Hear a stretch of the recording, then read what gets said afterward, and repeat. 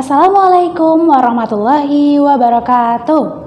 Anak-anakku, bagaimana kabarnya? Semoga kita tetap dalam kondisi sehat walafiat dan tetap semangat ya belajar di rumah.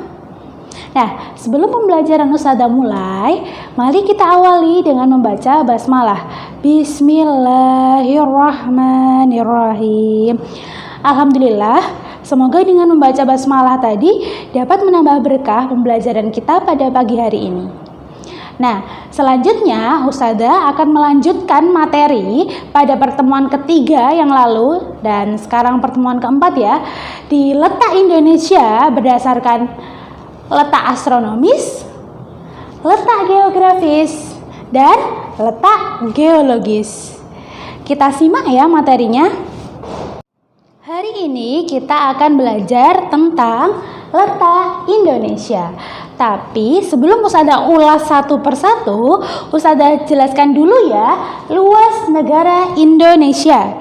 Di sini ada dua ya, luas daratan dan luas lautan. Ustazah, kenapa sih kok dibagi menjadi dua? Itu karena Indonesia merupakan negara kepulauan. Nah, dari sini daratan memiliki luas 1.922.570 km persegi.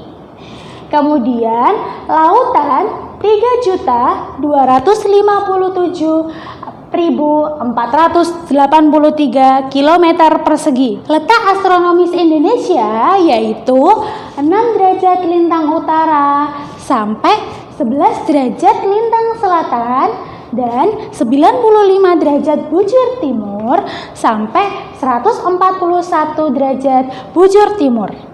Dari letak astronomis ini yang ada di Indonesia mempengaruhi iklim yang ada di Indonesia dan pembagian waktu yang ada di Indonesia seperti yang kita bahas pertemuan yang lalu ya.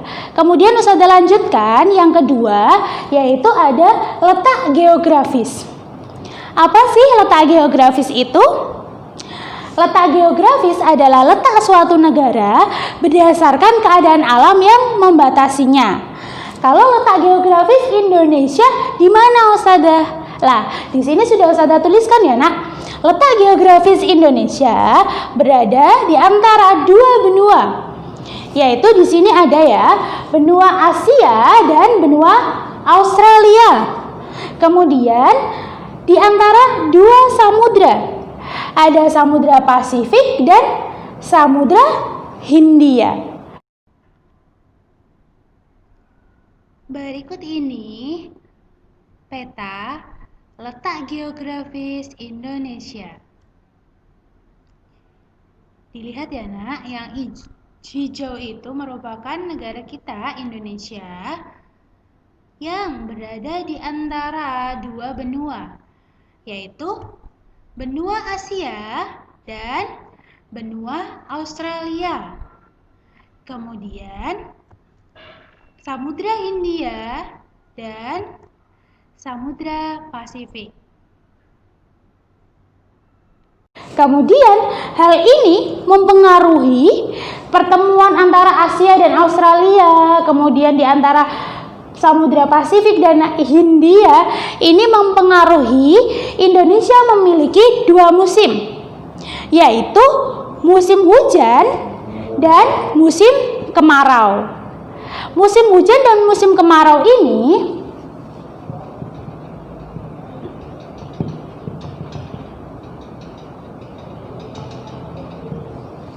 dipengaruhi oleh angin muson timur dan angin muson barat.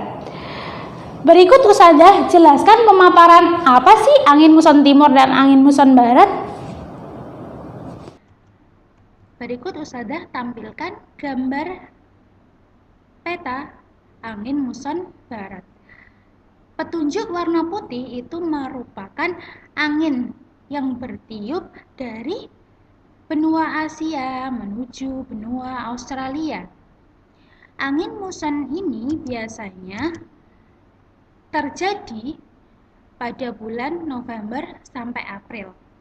Nah, angin muson ini terjadi ketika matahari berada di belahan bumi selatan.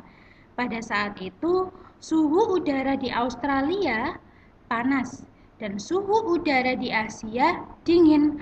Hal ini menyebabkan angin yang berhembus dari benua Asia menuju benua Australia membawa uap air yang sangat banyak.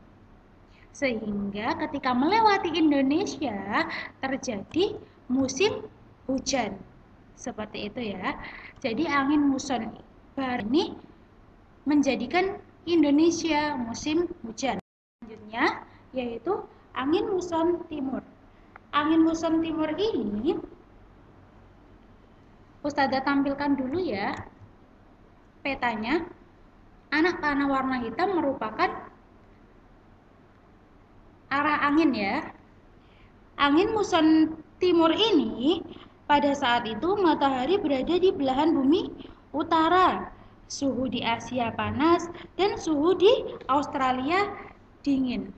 Angin muson timur ini membawa sedikit hasil penguapan dari Australia. Ketika dari Australia menuju Asia, uap air yang dibawa itu sedikit sekali karena melewati padang rumput yang luas di Australia sehingga uap airnya itu berkurang. Ketika sampai di Asia, itu uap airnya semakin sedikit. Hal ini menyebabkan musim kemarau di Indonesia ya. Musim kemarau ini biasanya terjadi pada bulan Mei sampai Oktober. Seperti itu. Jadi, angin muson timur itu menjadikan Indonesia musim kemarau. Nah, berikut perbedaan angin muson barat dan angin muson timur. Dilihat dari arah petunjuknya ya. Kalau angin muson barat itu, Ustazah ulangi sekali lagi, arahnya dari benua Asia menuju Australia. Kalau angin muson timur dari benua Australia menuju benua Asia. Kemudian Ustazah lanjut ya, yaitu letak Indonesia berdasarkan letak geologis. Letak geologis itu apa sih, Nak? Ayo, siapa yang tahu? Letak geologis adalah letak suatu negara berdasarkan struktur batuan dan jalur pegunungan. Di sini, letak geologis Indonesia ada 3. Yang pertama, terletak di 2 pegunungan muda, yaitu ada Sirkum Pasifik dan Sirkum Mediterranean. Berikut Ustazah tampilkan petanya. Negara Indonesia terletak pada pertemuan 2 deretan pegunungan muda di dunia, yaitu Sirkum Mediterranean dan Sirkum Pasifik. Sirkum Mediterranean di sini dilambangkan oleh garis biru, di mana melewati wilayah di Indonesia yaitu Pulau Sumatera, Pulau Jawa, Nusa Tenggara, dan kemudian berkelok ke utara sampai Pulau Buru dan Pulau Seram di Maluku. Kemudian Sirkum Pasifik ditandai oleh garis merah, mulai dari Pulau Papua, Halmahera, Maluku, dan Sulawesi Utara. Sirkum Pasifik dan Mediterranean ini disebut juga Ring of Fire, di mana garis ini merupakan garis titik keberadaan gunung berapi yang ada di Indonesia. Kemudian yang kedua yaitu pertemuan 3 lempeng besar, yaitu lempeng Eurasia, Indo-Australia, dan lempeng Pasifik. Berikut gambarnya ya. Negara Indonesia merupakan tempat pertemuan antara 3 lempeng besar, yaitu lempeng Eurasia, lempeng Indo-Australia, dan lempeng Pasifik. Indonesia terletak di 2 dangkalan besar.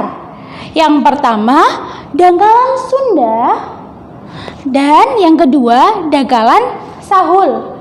Dari letak dua dangkalan besar ini yang mengakibatkan Indonesia dibagi menjadi 3 bagian. Indonesia bagian barat, Indonesia bagian timur, dan Indonesia bagian tengah. Berikut Ustazah tampilkan petanya.